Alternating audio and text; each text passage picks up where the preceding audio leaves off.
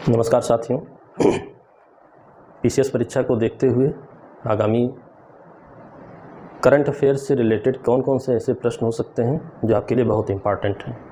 6-8 महीने का current affairs आपको पढ़ना है। अब उसमें स्वयं से पढ़ने में कई बार गलती क्या होती है कि हम करंट अफेयर्स के नाम पे बहुत ज़्यादा चीज़ें पढ़ लेते हैं। सही मार्गदर्शन ना हो तब भी हम बहुत सी चीज़ों को पढ़ लेते हैं जो अनावश्यक होती हैं। जो पिछले साल के प्रश्न हैं उनके अनुसार अगर देखा जाए तो करंट अफेयर्स के भी निश्चित पोर्शन है जहां से प्रश्नों के पूछे जाने की संभावना होती है और उनका अपना तरीका है कि क्या क्या प्रश्न किस प्रकार पूछे जा सकते हैं। उसी का दृष्टिगत करते हुए आज हम करंट अफेयर्स की एक सीरीज़ शुरू करेंगे ताकि पीसीएस की परीक्षा में आपको सहयोग मिल सके। देखते हैं क्या क्या है। ये पहले वीडियो में आप देखिए कौन कौन से प्रश्न आपके बहुत इंपॉर्टेंट हैं। पहला प्रश्न है 2020 में कई तूफान आए थे, बहुत चर्चा रही थी, और वो तूफ़ान कहाँ पर आए थे इससे संबंधित है। तो आप देखेंगे अम्फान तूफ़ान आया था बंगाल की खाड़ी में, निवार, बुरेवी, 3 तूफ़ान आपके अम्फान, निवार, बुरेवी, ये 3 तूफ़ान आपके बंगाल की खाड़ी में आए हुए थे। निसर्ग और गति, ये 2 तूफ़ान आपके अरब सागर में आए हुए थे। ये भीषण तूफ़ानों में इनकी गिनती की जाती है। इनकी वजह से जान माल की भी हानि हुई। ठीक है, सबसे ज़्यादा हानि अम्फान तूफान से हुई थी, बहुत चर्चित रहा है। ठीक है, तो ये आप अपने दिमाग में रखिएगा। अम्फान, निवार, बुरेवी, ये 3 बंगाल की खाड़ी में, निसर्ग और गति अरब सागर में आए हुए थे। ठीक है, बहुचर्चित तूफानों की श्रेणी में ये प्रश्न के रूप में बहुत इंपॉर्टेंट है। अगला प्रश्न चर्चित रहा केवड़िया गाँव, पहले भी चर्चित था, पुनः फिर इस साल चर्चित रहा है। केवड़िया गाँव चर्चित रहा, ये नर्मदा जिला गुजरात में स्थित है, जहां पर आप जानते हैं statue of unity Sardar Patel से रिलेटेड बनाई गई है। ठीक है, और उसके रूप में ये चर्चित रही है। ये रहा है गांव, केवड़िया गांव। इस बार जो चर्चा रही वो एक विशेष चर्चा ये रही कि केवड़िया गांव पहले सड़क मार्ग से जुड़ा हुआ था बाकी देश से, अब वो रेल मार्ग से जोड़ दिया गया है। और भारतीय रेल के इतिहास में पहली बार किसी स्थान को जोड़ा गया है जब रेलवे मार्ग से, तो एक साथ इतनी ज़्यादा ट्रेनें एक ही बार में दी गई हों। तो 8 ट्रेनें एक साथ इससे जोड़ी गई हैं, यानी 8 अलग अलग दिशाओं से हम अब रेल मार्ग से केवड़िया गांव तक पहुंच सकते हैं। ये भारत के इतिहास में पहली बार है कि एक ही स्थान को एक साथ इतनी ट्रेनों से जोड़ दिया जाए। तो ट्रेनों से जोड़े जाने की वजह से केवड़िया गांव पुनः चर्चित रहा। स्टैच्यू ऑफ यूनिटी वहीं पर है, इसी वजह से पर्यटन स्थल के रूप में विकास करने के लिए इसको जोड़ा गया है। ठीक है, अगला क्वेश्चन है चंद्रिका प्रसाद संतोखी जी चर्चित रहे। ये चर्चित होने का इनका कारण क्या है? 16वें प्रवासी दिवस जो कि वर्चुअल तरीके से मनाया गया था इस बार कोरोना काल की वजह से, 16वें प्रवासी दिवस के मुख्य अतिथि के रूप में इनको आमंत्रित किया गया था वर्चुअली। और ये राष्ट्रपति हैं सूरीनाम के, यानी कि भारतवंशी हैं चंद्रिका प्रकाश संतोखी जी, जो कि प्रवासी भारतीय दिवस जो मनाया जाता है वर्चुअल तरीके से इस बार मनाया गया 16वां, उसमें मुख्य अतिथि के तौर पर चर्चित रहे चंद्रिका प्रसाद संतोखी, जो कि राष्ट्रपति हैं सूरीनाम के। और प्रवासी दिवस 9 जनवरी को मनाया जाता है, इस बात को आप जानते हैं। गांधी जी अफ्रीका से वापस भारत लौटे थे, उसी याद में मनाया जाता है। नेक्स्ट क्वेश्चन है राफेल विमान। राफेल विमान पहले भी चर्चित था, इस वर्ष पुनः चर्चित रहा है। क्यों चर्चित रहा है? 3 और राफेल विमान की प्राप्ति भारत को हुई है। ठीक है, नए विमान आए हैं 3, इसकी वजह से चर्चित रहा। तो इसमें क्या प्रश्न बन सकता है? ये उत्पादन किसके द्वारा हो रहा है, निर्माण किसके द्वारा हो रहा है?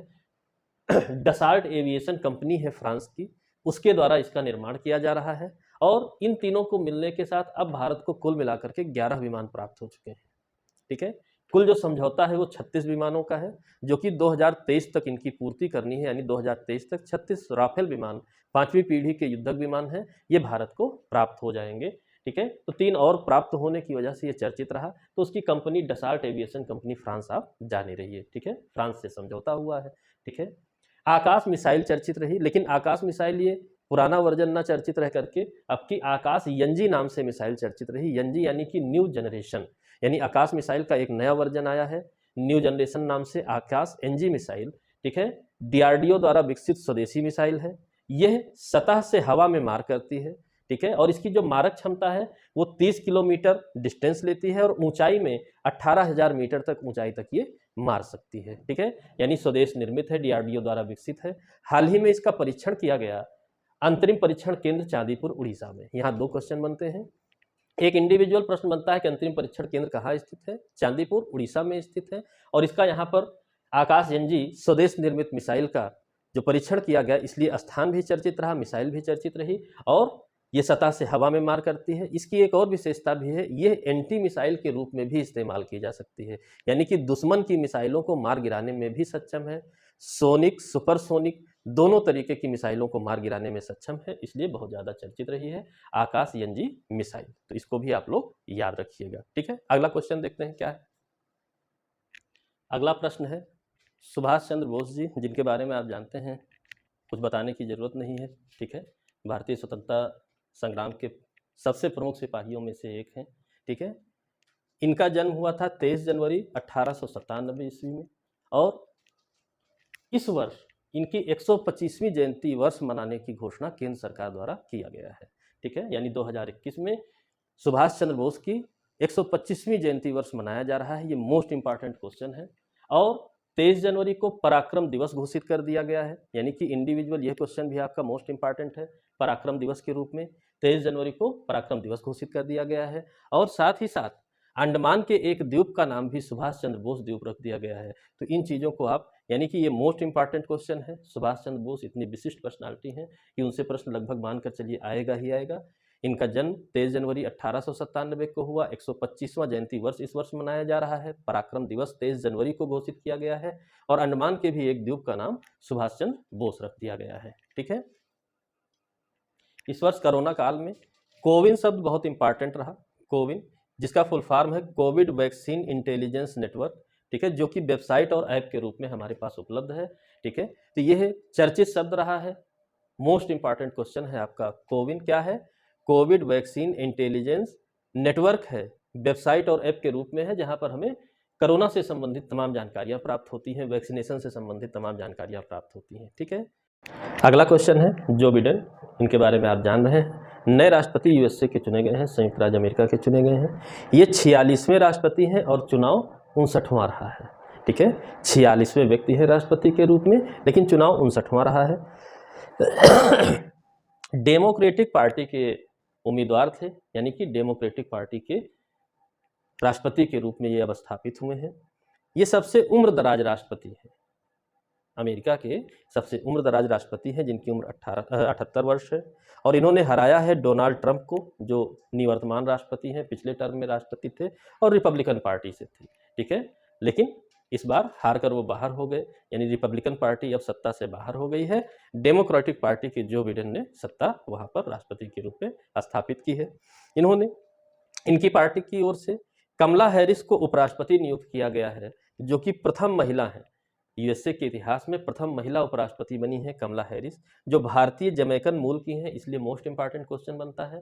और इनकी माँ थी श्यामला गोपीनाथ, जो कि तमिलनाडु में जन्म हुआ था उनका, तमिलनाडु की थी, और ये चिकित्सा विज्ञानी थी, वहीं पर अमेरिका की सिटीजनशिप ली, ठीक है। जमैकन मूल के व्यक्ति से इनका विवाह हुआ, बाद में तलाक हो गया। उन्हीं की पुत्री है कमला हैरिस, इसीलिए भारतीय जमैकन मूल की ये बताई जाती हैं, और उपराष्ट्रपति के रूप में प्रथम महिला के रूप में ये चुनी गई हैं और वहाँ पर उपराष्ट्रपति हैं। ये दोनों पर्सनालिटी बहुत इंपॉर्टेंट है आपके लिए। विश्व स्वास्थ्य संगठन चर्चित रहा। कोरोना काल में आप जान रहे हैं तमाम तरीके की ऐसी बातें रहीं जिसकी वजह से विश्व स्वास्थ्य संगठन आपका चर्चित रहा है, ठीक है। और विश्व स्वास्थ्य संगठन की बारे में 2-3 बातें जाननी जरूरी हैं। क्या? स्थापना इसकी 7 अप्रैल 1948 की हुई थी, यूएनओ के सहायक के एक एजेंसी के रूप में, जिसका मुख्यालय जिनेवा में है। महानिदेशक वर्तमान में इसके हैं टेड्रोस अधनोम घेब्रेयेसुस, जो कि इथोपिया के हैं, ठीक है। ये 2-3 बातें आपको जाननी जरूरी हैं। और अगला क्वेश्चन है, चौथा वन प्लैनेट सम्मेलन मनाया गया, ठीक।